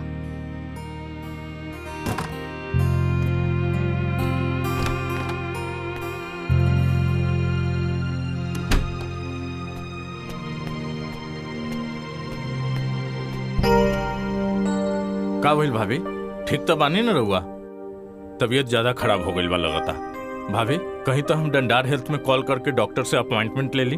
अरे नाना देवर जी, हम एकदम ठीक बानी और ये सब करे के कोनो जरूरत नहीं खे। और रउआ एजा का कर रहल बानी? जाई, प्रिया इंतजार करत हुई। अरे ना भाभी, पहले हमरा खातिर रहुआ लोगिन बानी, ओकर बाद प्रिया। हा लक्ष्मण, तू टेंशन मत ला, हम बानी नु। तू जा, प्रिया तहार इंतजार करत हुई। अब देखिए, जा जा जा, रहुआ सब लोगिन ठीक बोला बा। तानी, बाकी मन न करता यहाँ से जाए के। जाई देवर जी, इंतजार करत हुई। ठीक बा।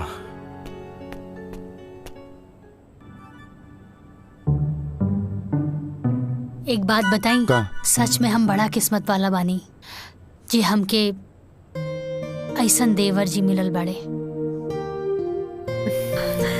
हाय तोहार मुंह दिखाई। बहुत अच्छा बा, बहुत यूनिक बा। लक्ष्मण कहाँ बा प्रिया? उ गइल बड़े साची भाभी के देखे, बीमार बड़ी। हमार तो अपने लेकर पराया हो गई बा। हमार लड़का मतलब? प्रिया, ओ राम हमार अपन बेटा ना है। अरे उ सौतेला है, सौतेला। हम बहुत कोशिश करें कि लक्ष्मण ओकरा से दूर रहो, लेकिन वो तो भैया भैया करके एकदम भगत बन गई बा। अब तू ही सोच दुल्हन, का हम इहे दिन खाते न ओके पढ़ौले लिखौले रहनी है कि वो जाहिल गवार का पीछे पीछे घूमत रहो। हाँ,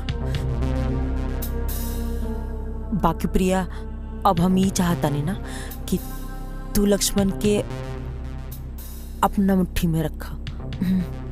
हाँ, कोशिश करिए कि लक्ष्मण जितना हो सको वो नौकरन से दूर रहो। हाँ हाँ, ठीक बाटे। तो अपन ध्यान रखिए, ठीक बा? आराम करा।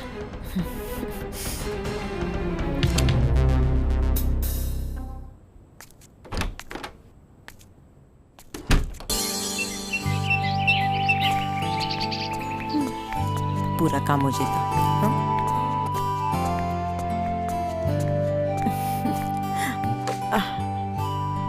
प्रणाम माई। तू भी बैठ जा बेटा।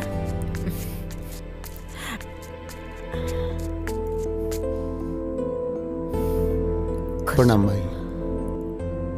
प्रणाम भाई। दामाद जी सुबह से दिखत ना रहनी है, कहीं व्यस्त रहनी है का? थोड़ा काम रहे, इनकरे साथे तो रहनी। जीजा जी हमरे साथे रहले हम आई। काम सही चलता ना? हम आई ठीक चलता।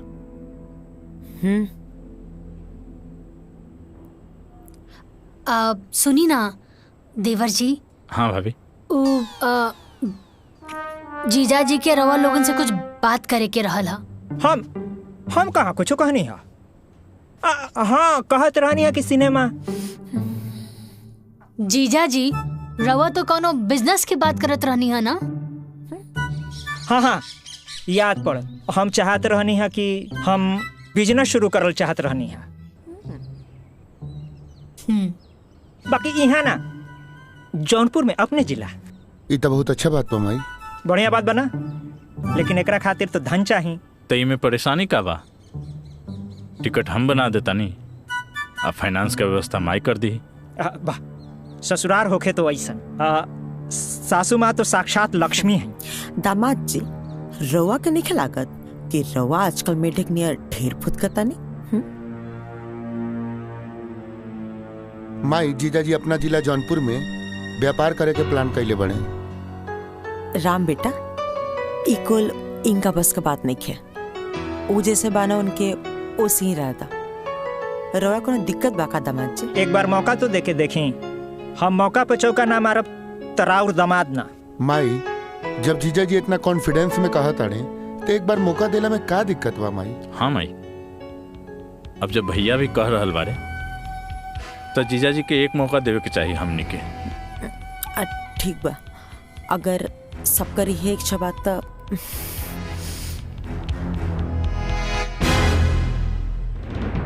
जिया जी हमरा टिकट बना देता नहीं। ला खाली हम अकेले थोड़े जाए।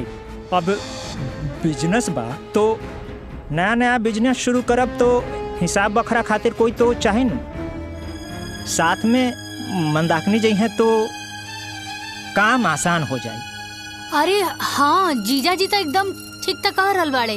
अब देखी ना सासू माँ ससुर जी के गैला के बाद ये पूरा हवेली के खानदान के बिजनेस अकेले संभरले बानी। कुल हिसाब किताब अम्मा जी अकेले देखत बानी और हमनी के भी देखी हमनी कैसे पूरा अपन ससुराल के जिम्मेदारी उठावत बानी। अब अगर मंदाकिनी जीजा जी के साथ में जई हैं तो उनके बिजनेस में बढ़ोतरी होई ना। का अम्मा जी सही कहा तानी ना? तो ठीक बा जिया जी, हम दोनों जना के टिकट बना देता नहीं। हाँ देवर जी कर दी।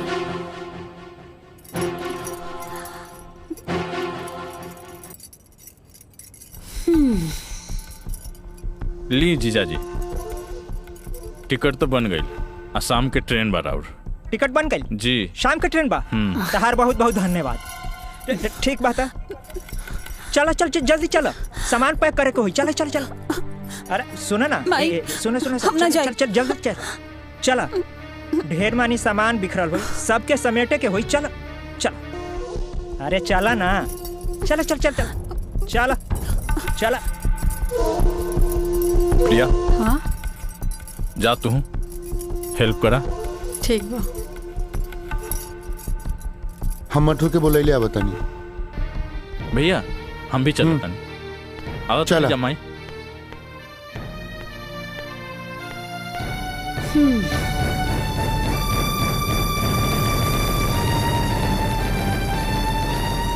तो के कर खामियाजा भुगते पड़ी लड़की। भोगी तो अब रउआ सासू माँ, और देखत रही कैसे एक एक करके सब केहू के रउआ से दूर कर दे।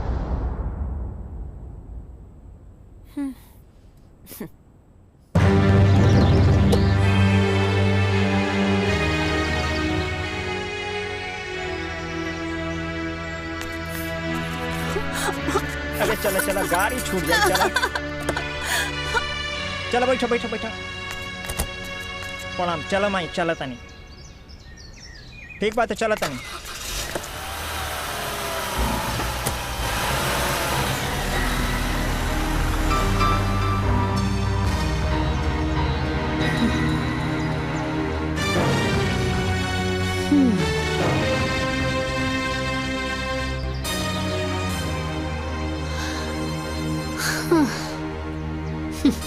ए मटरू रुको रुको रुको।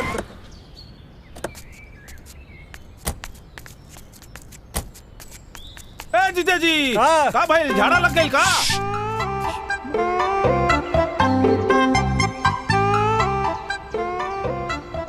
हे भगवान हमरा ससुरारी के रास्ता के मुंह ना देखे के पड़े। हे भगवान हमरा इस सास के दोबारा मुंह ना देखे के पड़े। हे भगवान यहाँ के सारा अनौती पनौती सब यहीं रह जाओ। एक सेकंड हो गई। सबसे बड़का पनौती के तो लेके जाता कहाँ? अब हमरा का मालूम कहाँ ले जाता? चलो चलो चलो ट्रेन छूट जाई महाराज। चलो चल चल चल चल चलो।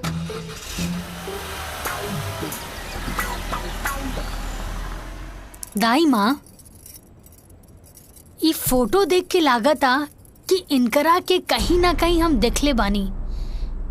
लेकिन कहाँ देखले बानी याद नहीं के आवत। देखले तो बानी कहीं ना कहीं। याद करके बतावा दुल्हन, कहाँ देख लू?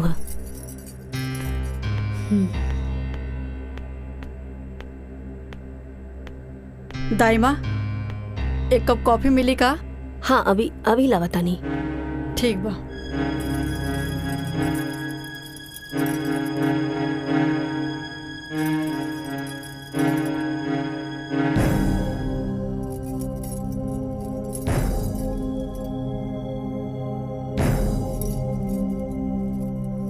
दाइमा।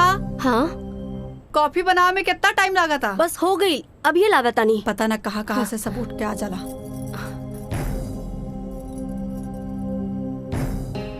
इला।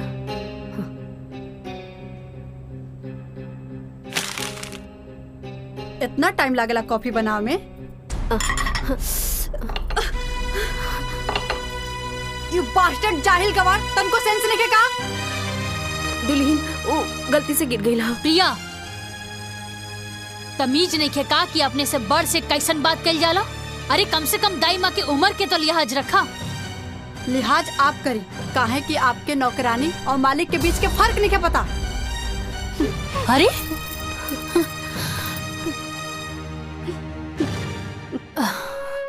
दाई माँ, दाई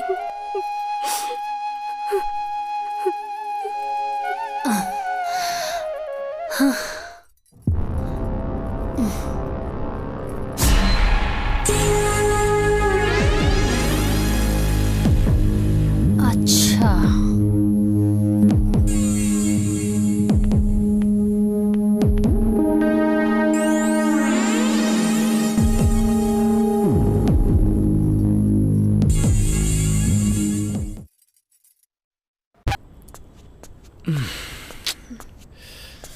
अरे वाह, क्या बात वाह, आज तो कुछ ज्यादा ही सुंदर लगा तारू।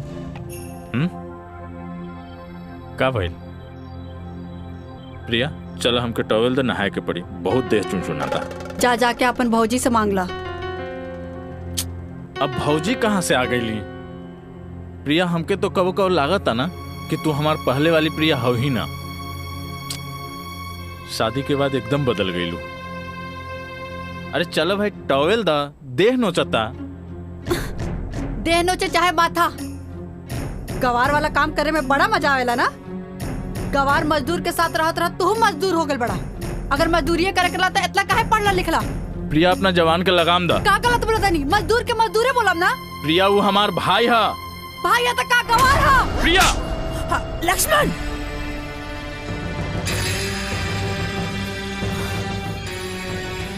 तो हिम्मत कैसे भइला हमार बहू पर हाथ उठावे के? मायू हमार राम भैया के कहतिया कि गंवार है। और का गलत कहलस है? अरे पढ़ल लिखल पड़े तो मालिक का काम करू। माई, लेकिन वो तो भैया के शोभा देता ना। तो ठीक बा, जिंदगी भर ओकर नौकरी करू, हाँ ओही का संपत्ति पर गुलाम बन के जी। माई, तू का कहता रू? हम सही कहता। अरे तोर बाबूजी मरे से पहले अपन सारा संपत्ति और राम का नाम पे कके चल गया।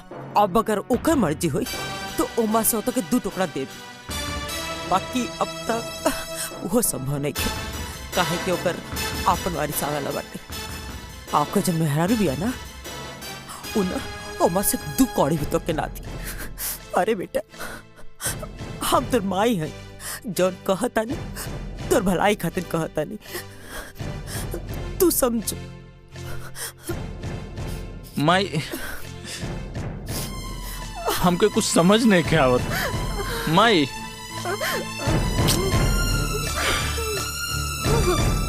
का हो रहा बस समझ में नहीं के आती। राम भैया, राम भैया, ओ राम भैया। अरे का हो मधुसूदन? ए भैया, हमनी चंदा मांगे आयल रहनी जा। अच्छा, हम देता नहीं। कितना चाहिए? ना ना भैया, आप भैया रहे दी, राम भैया के भेज दी, हमनी को उससे ले लिहल जाई। ठीक बा, भेजा तानी। देखा राम भैया आ गए भैया। का भइल मधुसूदन? भैया हमने मंदिर में पूजा अर्चना खातिर चंदा मांगे आयल बानी।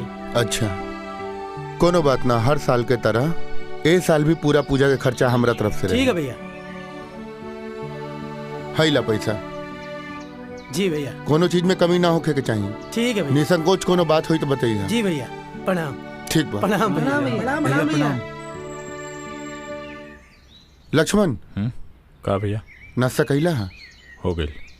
हाँ मटरू भाई थोड़ा बाहर जाता नहीं काम से, तू खेते पे जाके पानी पटा ली है। भैया आपन काम ना खुद ही करे के चाहिए। ऐसे भी हमके अभी बहुत काम बा अपन प्रोजेक्ट पे। आई पढ़ाई लिखाई हम खेती गृहस्थी करे खातिर नेखे कहीं ध्यान रखिया। आदमी अधिक पढ़ला लिखला के बाद थोड़ा सा डिस्टर्ब हो जाला का? चुप छोट भाई बा चल। हाँ चला।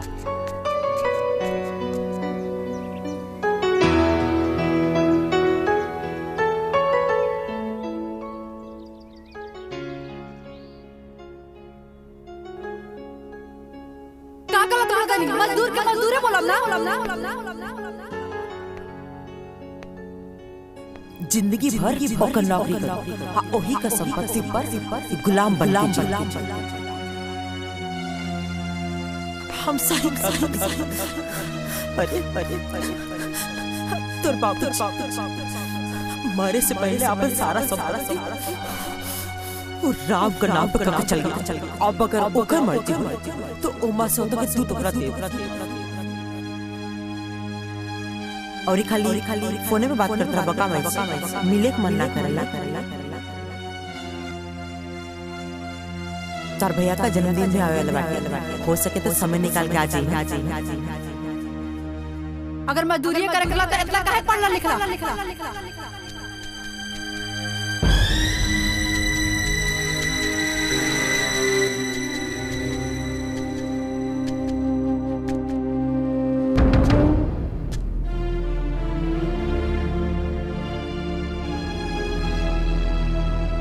प्रिया तू ठीक कहत रहलू।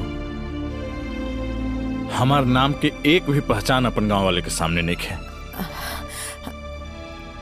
तो के हम उहे न समझात रहनी। हाँ अब सही समय बाटे अपन मुट्ठी टाइट कर दे, न तो सब कुछ ना रेत का नियर निकल जाई। तो माई ओकरा खातिर का करे के पड़ी?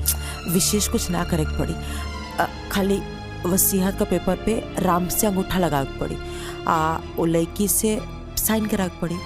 बस पूरा दौलत संपत्ति के सब कुछ के तो इकलौता वारिस हो जाए। ई काम हम आज का आज ही कर दे। राम के तो हम जैसे बोलो उससे कली, बाकी टेढ़ा खेर बिया लेकी। बाकी जो भी हो आज तो फैसला हो के रही।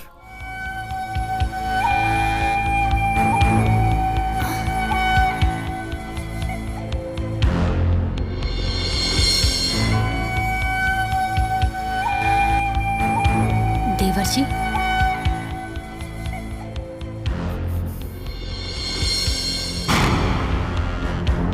सासू माँ बहू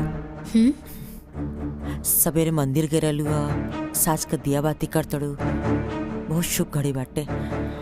तनी हमार छोट काम कर दो, हाई पेपर साइन कर दो। सासू माँ कौना चीज के पेपर बाई? तो के याद बा तो से कले रहनी, तो से को छोट काम रही, जब सही समय है तो बता दे। उहे ला वसीयत का पेपर साइन कर दो।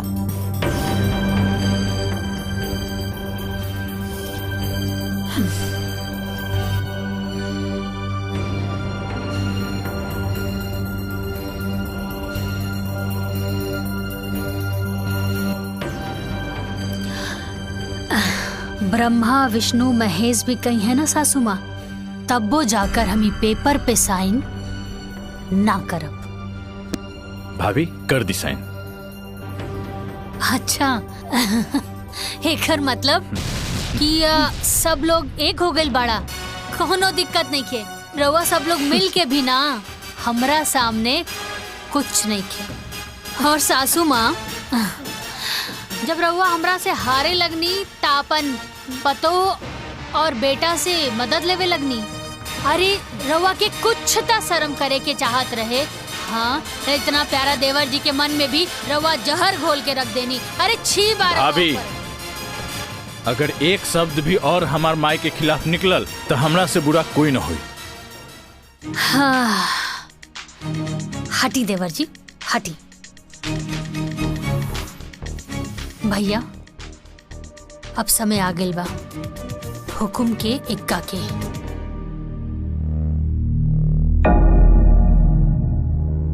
सासू माँ, तू डाल डाल त हम पात पात।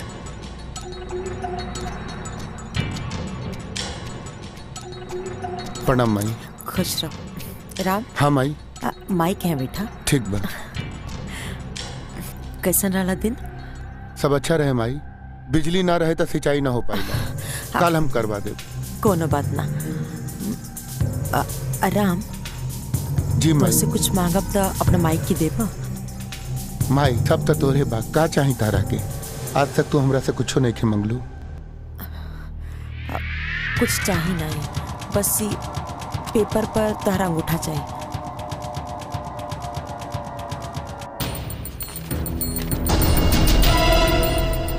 यहाँ पे माई।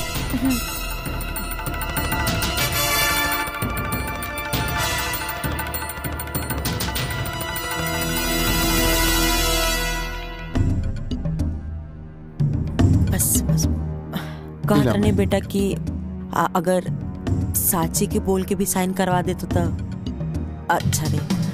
ठीक बा माई, हम करवा देता नहीं। साची, साची जी यहाँ आवा। आवता नहीं।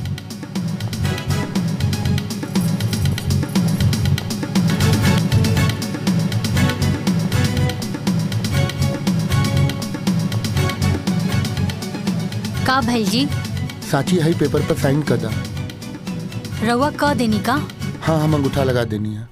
रउआ भी ना इतना सीधा बानी। ए लेकी हमरा के ज्यादा टाइम नहीं है, चुपचाप जल्दी से साइन कर। सासू माँ, रउआ गलत जगह प्रयास करतानी। हम कहनी ना कि हम ई पेपर पे साइन नइखे करब और कबो ना करब। साची जिद मत करा, साइन कर दा। रउआ के पता भी बा कि का बा? अरे वसीहत के पेपर बाई। ए लेकी ते चुपचाप साइन कर बिक्की। हाजी तोर सुहाग के मिटा के रखती। अगर रउआ के मारे के बा ना तो हमरा के मारी। तो के मार क्या करब? तो क्या तोर बच्चा के ते घर में नौकर बना के रखो। माई ई तू का कहा ताड़ू? उहे जौन तू सुनत बोल चुपचाप अपन मेहरारू के कि साइन करो पेपर पर। साची साइन कर देना। माई के काहे गुस्सा देवा बता? माजी देखत का बनी, गोली चला दी। ना माई, गोली चलावे के बात ना भइल देखो सौतेला भाई पे इतना बोझ है, काहे दिखाओ दिन माजी गोली चला दी। सौतेला? तहार दिमाग खराब हो गेल बा। ये सब का बोलत तारू? प्रिया सही कर दिया। ई राम तो हर सौतेला भाई हो। माजी गोली चलाई। ना माई, ना माई, माई ना, माई। ए जी, माई का कइलू? ए जी, ई का हो गइल? अरे दाई माँ। अरे ये तारा के मत कह भाई, भाई पर हाथ उठावे। दाई माँ। माई का भइल? एक मिनट माफ कर दे भाई। ये बच्चा भाई करे के नहीं के पता भाई का कइले बा। अरे 9 महीना माई कोख में रख के अपना खून के दूध बना के पिया मिली तब बेटा दुनिया देखे के लायक बनेला। ए माई ई का कर देलू माई? अरे एक बार हमरा बोल के तो देख तू। तोरा के सब बत्ती चाहत रहे ना, हम अपन जान निकाल के तोरा कदमों में डाल दे। भैया भैया भैया बेटा बेटा राम भैया आगे का तुमरे बेटा के मार दे ले। माई यही खातिर ब्याह के लाइन लड़ी तारा। माई का कर देलू माई? कौन जन्म का बदला ले तारू तू? लेके चले अस्पताल लेके चलिए। लेके चलिए। जल्दी।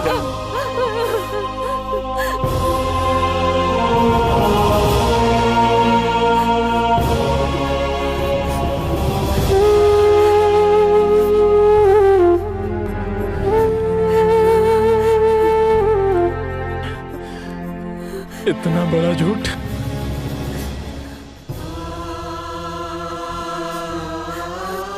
हमके तो तू कहले रहलू हमार बाबूजी ना मारे।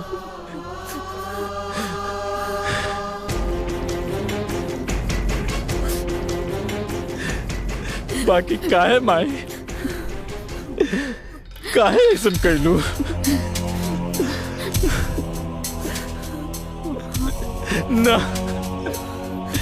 ना चाहिए हमके धन संपत्ति, घर दुआर।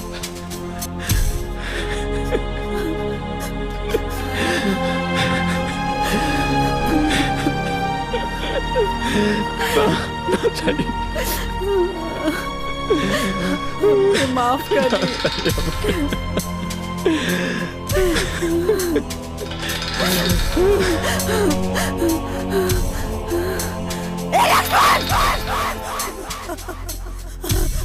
लक्ष्मण!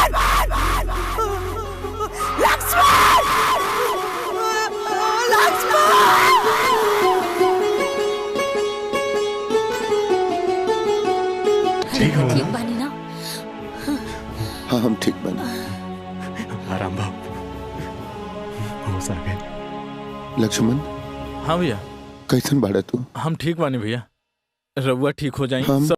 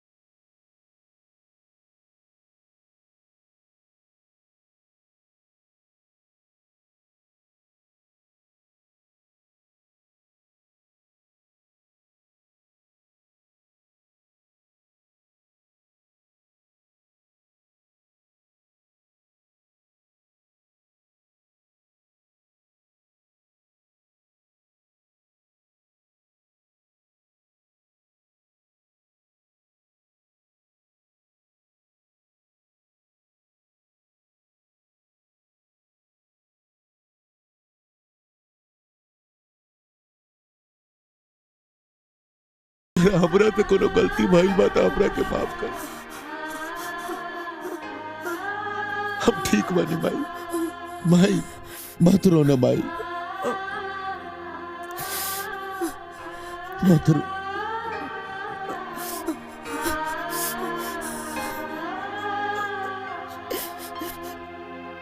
ठाकुर साहब, रवा भी हमके माफ कर दी। अरे अरे हम लोभ में आके ना अपन फर्ज भुला गए रहनी। हमार परिवार हमके लौटा दी, हमार परिवार हमके लौटा दी ठाकुर साहब। देवकी, सुबह के भूलल अगर शाम के घर आ जाए तो ओकरा भूलल ना कहल जाला। देवकी, गलती हमार है। अगर हम ताके सौतेली ना कहती तो तू सौतेला व्यवहार ना कर तू। लक्ष्मण, माई के चुप करावा। माई तू चुप हो जा।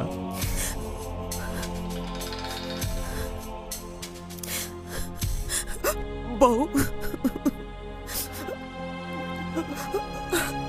हम सबसे बड़ तो हार गुनाहगार बनी। अरे तू तो हमारा घर का लक्ष्मी रहलू, लेकिन हम तोरा संगे कितना गलत कही, कितना गलत। तो कि जौन सजा देवे के बा तू हमके दे दा, बाकी हमके माफ कर दो।